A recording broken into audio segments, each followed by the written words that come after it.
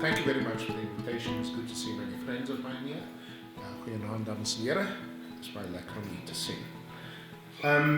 There are two countries I never wanted to visit in my mad radical political days. The one was the United Kingdom, or England, and the other was the Netherlands. So I never went there for a long time because I associated these countries with the cause of our misery. But I had made many friends in the Netherlands, so of course eventually I had to go and speak at the conference in Enschede, University of Twente, and so I went. But I was moody. I didn't sleep on the overnight flight to Schiphol Airport, and I said to myself, the first person that gives me moeilijkheid is going to be in trouble. So, of course, here comes this short Dutch customs agent, and she says to me, this is at 5 in the morning. What are you? She lets everybody else go by. She comes straight for me. What are you coming to do in this country? And of course, I decided to give her a history lesson. So I said, listen here, in 1652, your people came to my country and they established a refreshment station at the Cape, close to where I was born. And you know something? They have been refreshing themselves ever since. Let me just give you some advice. Never make jokes with customs agents at airports. You might think it's funny. They don't think it's funny. And so for the next hour and a half, she made me unpack and pack and unpack my small little bag, just for fun. I thought that was funny for me. And since then, it's still my favorite European destination. It's an amazing country. They struggle with some of the stuff that we struggle with, They're very tolerant, they're very liberal. But the moment the North African Muslims moved in, you had these extremist right-wing people who see in a Muslim a threat, like our brothers and sisters in Valhalla Park in Pretoria. They see a mosque and they think it's the end of the world. But what is important, I think, about this incredible exhibition of Keith Dietrich is that it reminds us, and I tell that story about the visit to the Netherlands for a very important reason, is to remind ourselves all the time of the present past, of the simple aphorism given to us by Mahmoud Mamdani, the great Ugandan scholar at Columbia University, in which he says the present is not its own explanation. You can't explain what you're seeing in front of you on its own terms. And so one of the big mistakes we make as South Africans is you look at violence in our country and you say, these violent people, these violent protesters, without understanding, and this is I think what you'll see upstairs, the incredible history of violence that makes us so different from Namibia. Namibia has a cause to be violent. The Herero genocide. But you go to Namibia, you do not see people who are constantly wanting to fight, constantly aggressive, and so on. And so they, even though they went through terrible stuff, I think the longevity of apartheid, the intensity of violence, didn't start in 1948. It started way back, as you see here with the VOC. When I looked at those thin little slides and how, it's one thing to kill someone. It's another thing to put them in a cage and drown them. It's another thing to sort of say, we're going to break your body, okay, and then decapitate you. So hierdie goed kom van ergens af. Dit kom van 'n lang tyd gelede. And unless you understand that, to understand people's incredible passion, white Afrikaans speakers towards Afrikaans, you can't explain it on its own terms. You have to understand 1902, otherwise you'll never get a sense as to why that passion, okay? Now here's the thing that's interesting. There's a politics of the body, because your thing is really about the body. There's a politics of the body that is back with a vengeance. So every time I see students, the black body this and the black body that, and I sort of try to understand, because I'm an amateur anthropologist, so I try to sort of understand, what is somebody actually saying?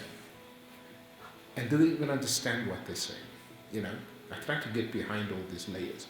And it's very clear that, you know, in Sociology 101, you could have learned about the body and the politics of the body, the imagery of the body, and so on and so forth, in a superficial way. But what is true, and you see it here, is how the body carries the scars, the memories, the markings of a horrible past that goes. It's no accident that when a doctor tries to diagnose a problem, the first question they ask is, what kind of question?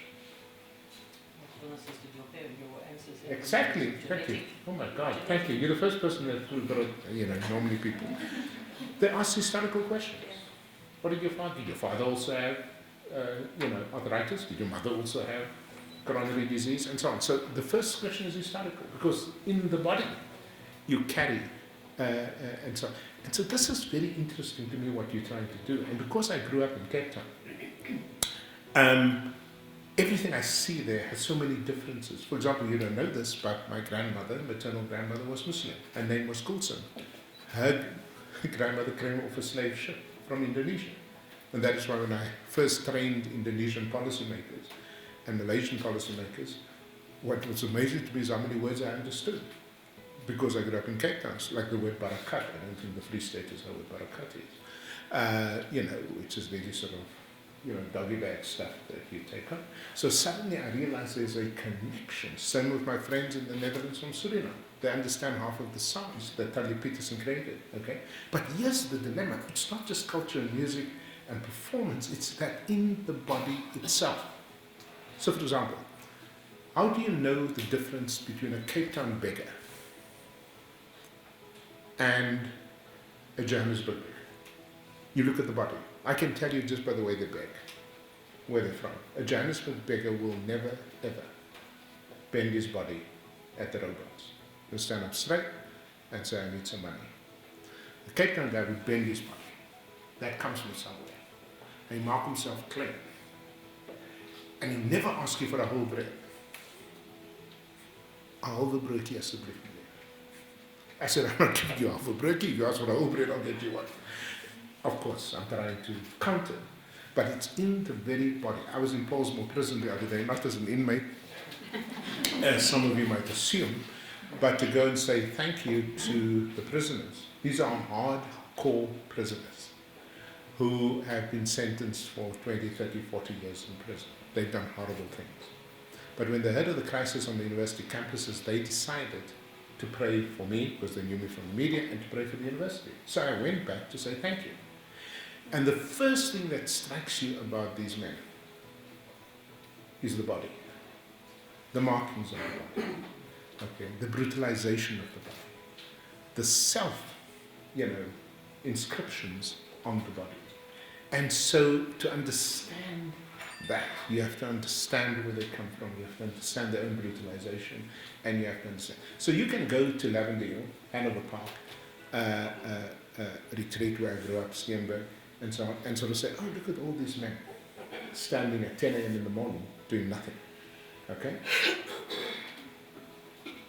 But unless you understand this long history of humiliation, okay, people don't want to hear about this. My students go bananas when you talk about history. The last thing they want to hear is history, and yet the only way we get out of the present is by understanding that past. Otherwise, you are screwed in your ability to engage a very hostile, destructive culture. And then I just want to say this.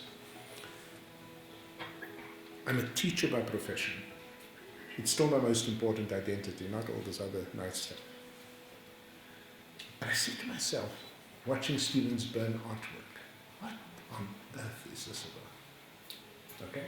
Because I also get angry. I've got a whole lot to do. I can give you a long list of things I should be angry about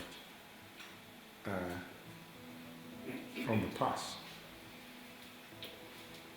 And then I realized that the fundamental reason that we are unable to express appreciation of art, of music, drama, take your pick, is the failure of our school system. And if you didn't see that in the Statistician General's report on Monday, you have no idea what trouble we're in. Let me just give you one snippet. I've written about this for the Times tomorrow. Did you know, for example, that black and colored kids today at university or college or on the street are less equipped in terms of employment than their parents? Now wait a minute. The narrative says it's supposed to get better. It's actually gotten worse. And what does that mean? That you have a school system that has failed so many of our young people, puts them on the street and so on. But that didn't happen now. That happens because of a long history of violence against people and inflicted on the mind and the body. But unless we get our school system straight, the chances of getting out of this turbulence is very, very slim. Because remember in South Africa, when you burn artworks, like UCT, you don't actually ask, whose artwork is it? So whether it's a liberal, like the great Molly Blackburn, or whether it's the first black artist to study drama at art at UCT, you burn everything. There's almost a nihilist kind of conception of what politics is. But that is actually the lack of education. Now don't get me wrong, this might not be the lack of training. But you see, training is there to give you skills. Education is there to give you values. Okay? And so the people who run onto a rugby field and assault other people, I don't care what the argument is, hulle is onopgevoed, as you say. The Afrikaans word is more beautiful, onopgevoed. Because the notion that I can be violent against somebody else, regardless of what instigated, is fundamentally a relic of that distant past. Fundamentally.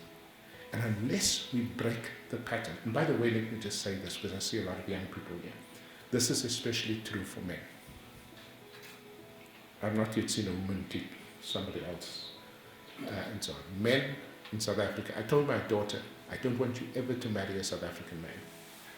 Marry an Italian soccer player. Because, before you even kick the guy, he's rolling in pain in the penalty area, so that the referee gives away the penalty. I think I failed there because she's marrying a kid from the Tata, so I think I've lost that battle. But can I just say to the young people here, when you have children, boys, can I give you a piece of advice? Teach them how to cry. Because they've been messed up by this long history of violence. Women students, I can prove it to you scientifically, women students at our university, at any university in South Africa, black or white, women students, you can change their racial ideas of other people in 6 months. The guys, it takes me 18 months. Can I prove it to you quickly? So if I came in here with a really ugly baby, and the room was full of women, what do women say? Oh, there's no words, just oh, okay. I bring that same baby into a room full of guys. What do guys say? I'm not the father. It's a very different response. It's a very, very different kind of response. And the research is very clear in psychology that women have empathetic ability that guys don't have, because we treat others. So please do not give your boys names that suggest violence. Don't call, I'm a blue bull, but don't call your kid Buckies. There's a guy who plays scrum half for Griquas, you know what his name is? Bucksteen Nell. How the hell must this guy? Ox and chair. Beast. And we call him Beast. What the hell? So please, give your first boy's name Dandelion. Something soft. Something just, But what I'm trying to do is to say that even in the naming of our boys, you are reflecting a very, very long history. But I'm not a determinist. I do not believe that because your father hit your mother, that you as a boy will necessarily hit your mother. It's a good chance. I don't believe that because incest was committed against you, that you are necessarily going to. I don't believe that because our past was violent, that our present has to be violent. Okay? And the question is, if I may say, in the next set of exhibitions, showing not only this incredible story, which I'm of subjugation, but also perhaps stories of solidarity. Thank you very much. Keith is an artist who's got a very long history in the arts, with a very, very extensive CV and impressive track record as an artist, as an academic, as a now retired head of Stellenbosch. But what I just wanted to say was the exhibition was part of a touring project. In other words, when we first spoke, Keith, knowing that he was going to have the time now to really devote more time to his art career, we got together, and this exhibition, which had been shown in Stellenbosch, we planned and took around the country. It was launched in 2014 on the main program of the National Arts Festival, which is a big accolade. You don't just put an exhibition on, you have to propose it, a committee selects it, and to be on the main program is a very prestigious thing. So it was seen in Grahamstown, it got a very good response there, and then last year was shown at, or was it earlier this year, was shown at the Pretoria Art Museum, where again it was seen by a wider audience there, and that was a lot of the purpose. And then of course it comes down to Oliewenhuis, and I have to declare I am an old Bloemfonteiner, so that is by now in my heart is this particular museum. But the objective was to actually take this incredible and extraordinary body of work, which, as Professor Janssen has indicated, is very deeply researched, to a national audience, to take it to a wider audience that can actually see the work. And then after it has ended its show here, this exhibition, together with newer works, will also be shown in Johannesburg. Firstly, thank you to Professor Jonathan Janssen for the most important thing is for giving up what I know as valuable time. Vice-Chancellor's time is very valuable, and thank you, I greatly appreciate that, and for what you said, and I think it was a great speech. And I think that it was different to the others. That was what was so interesting. And you came with a completely different insight, which I find really, really valuable, and particularly where you closed off. So thank you so much. Then I just want to thank some people. Esther, from the Oliewenhuis Museum, Esther Leroux, and her staff, and I'll name them all quickly. Karen Marais, Linda Wheeler, Sabata Mpofi, Pete Sekukuni, Yolanda de Kok, Lana Jasper, for